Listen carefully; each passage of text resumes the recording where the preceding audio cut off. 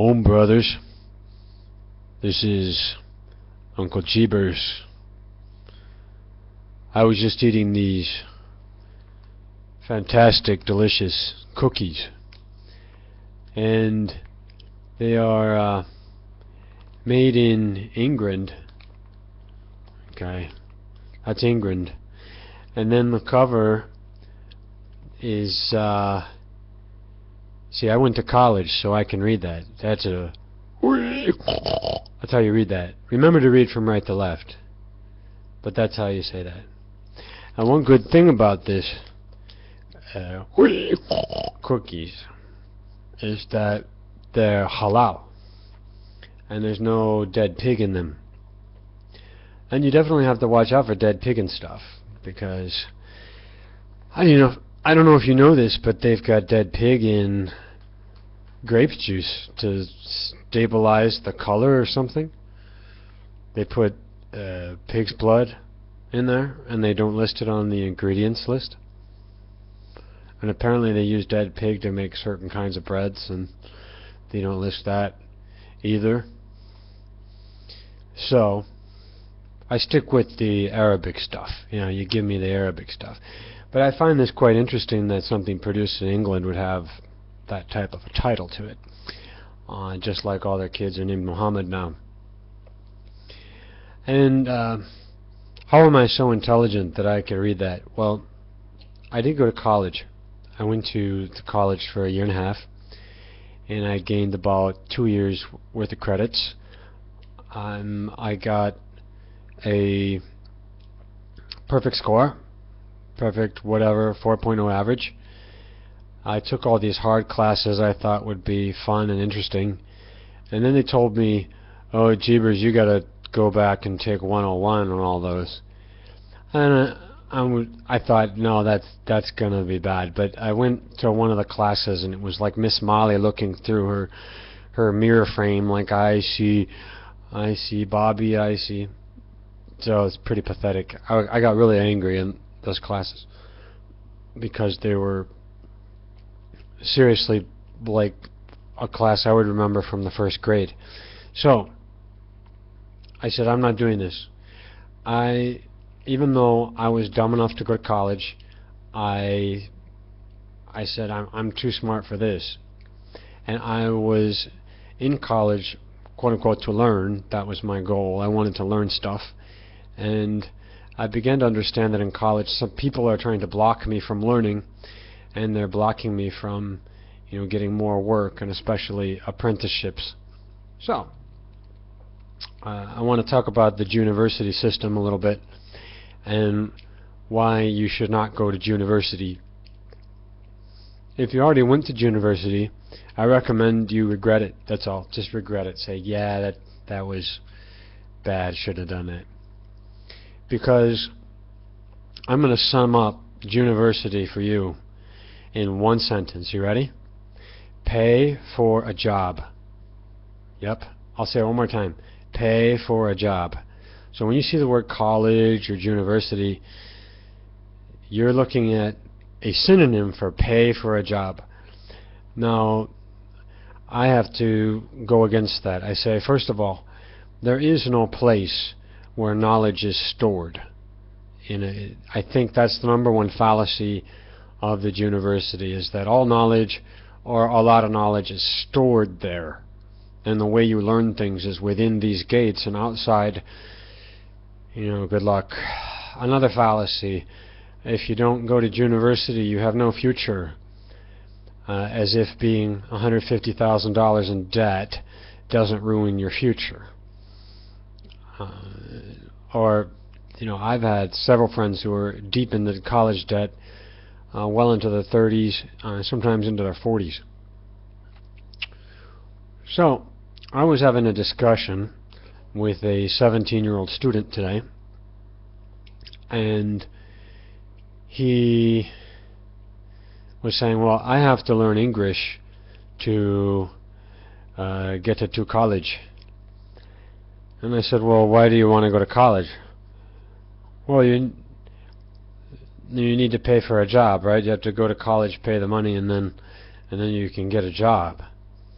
That seems to be the gist of the story there. Okay, so I've got an even deeper question. I asked him, how much is too much? So I asked him, how much are you going to pay, you think? And he said some funny figure. I can't remember. I don't remember numbers well, but anyway, it was pretty high. I said, well, do you want to, what if it were double that? You know, would you still want to go? See, this totally messes with the mind of the sheeple who are lining up to go to university. They're saying, does not compute. They just think they have to go, and they can't imagine a world where they can't go, and then they're going, and it's like, but wait a minute, if it's really expensive, and then they can't give me an answer, like how much would be too much money. I ask this question a lot to Chinese students, and I have never gotten an answer. I asked this question back in the States as well. I said to my fellow students there, I said, well, how much would this tuition have to go up? Because when I was going to high school, tuition was going up like, I don't know, 20-30% every year. It was like a big balloon, and I was just watching the balloon get bigger and bigger, and I was asking my friends, well, how big is that going to get? What's your limit? And none of them had an answer. They're just like, no, you have to go to college. You know, it's like, yeah, Brando's got electrolytes. You know, well, what's an electrolyte? Well, it's what you need to, I don't remember, you see. So you have to stay out of that system. Also, I think it was put there to centralize knowledge or to centralize books so that they could be controlled. So it's no secret that in university everybody's a liberal, a leftist, a commie, and they're all, you know, they're all talking this funny stuff like socialism, and oh, it's cool to be a misandrist and all that. So I had a debate with a misandrist before too. You know, he said yesterday on Facebook, he's like, "You're a hater. You're a hater. You hate me. You hate me." Well, I do kind of hate anus worshippers. You know, if I meet somebody and they seem to really, really love buttholes, maybe I would think, I don't like that person. But it's true. If you eat poop, that doesn't make you a poop eater. That's not true. Take that back. And you get bombarded with all this stuff when you're in the college system. You get bombarded with it, and that's the official everything. And I remember we had like one conservative teacher, and he was like, he would say something like 2 sentences, and then he'd say, "You know what? You're not going to hear that outside this room. You're not going to hear that anywhere else." And he was right.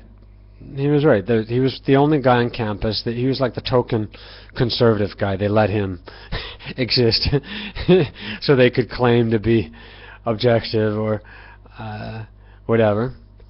We had an interesting priest as a professor. Some blonde chick said, "I don't believe you're celibate. I'll bang your brains out," something like that. "If you come over my house tonight, and you can't refuse it." And then he just let it go. And then at the end of class, he sued her for sexual harassment. I love it. I love that priest. I want to say God bless you if you're watching this video now, which is certainly not the case. But anyway, so in the just to sum up, don't pay for a job. Now, if you don't pay for a job, what do? Well, you do what we call apprenticing. So you find jobs for lower pay while you learn, and you get less pay because you're producing less. You're not doing as well as the others, but you're still making some money, and you're also learning and developing your skill. So I keep getting asked, like, how did you learn Chinese? You're like a freaking genius. So because I translate all these books and movies and stuff, so I taught myself. What's your HSK score? Like, I never took HSK. Like, I'm going to show a piece of paper to a movie director. Look at this piece of paper. My Chinese is really good. You know? No. You speak Chinese to the guy. You show him the stuff that you've done before.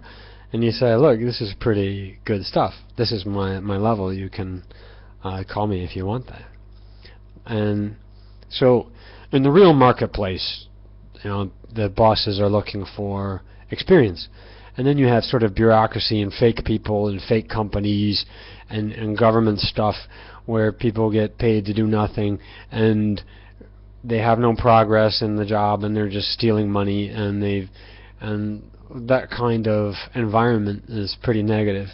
I think even though, you know, some doctors start out with good intentions, a lot of doctors end up like that because they have a very expensive diploma for something that should not be that expensive to learn at all. You shouldn't pay to learn medicine, and you shouldn't pay to have medicine.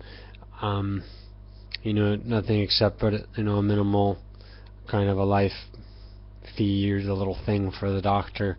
And the doctor, when he learns, shouldn't be paying things like $300,000-$400,000 for this diploma.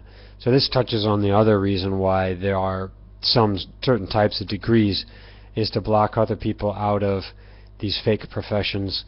And I just think, though doctors and hospitals are real, they're just creating the problem that they say they cure. You know, the doctors and the medicines and all their stuff hurt people a lot more than they help. And it's sort of like Ghostbusters. And some people say, hey, before the Ghostbusters there were no ghosts, you know.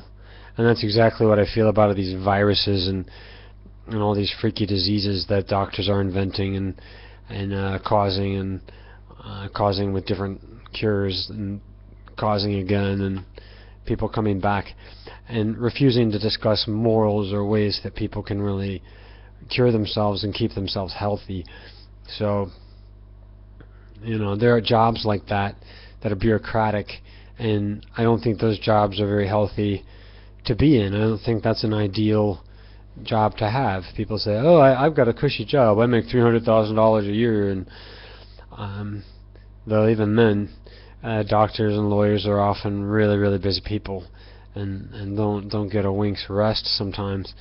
And I don't think those kind of salaries really merit the stress sometimes.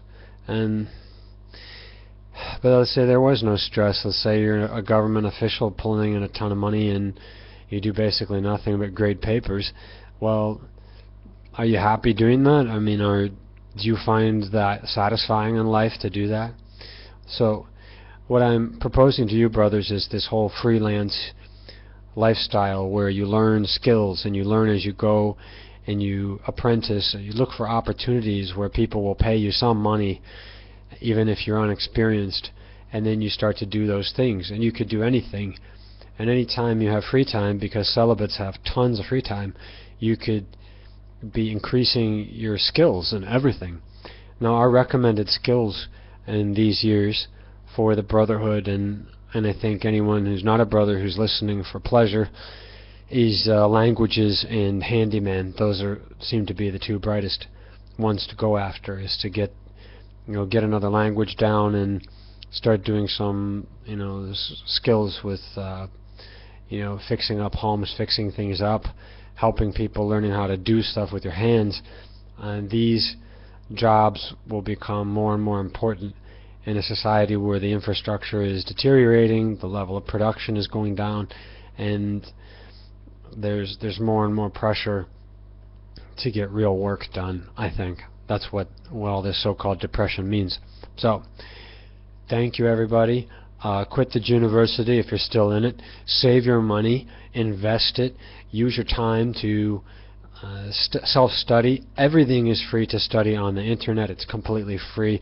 Don't ever pay to learn, and especially don't ever pay for a job. Oh man, amen. See, I went to college, so I can read that. That's how you read that. Remember to read from right to left, but that's how you say that. And one good thing about this cookies is that they're halal and there's no dead pig in them.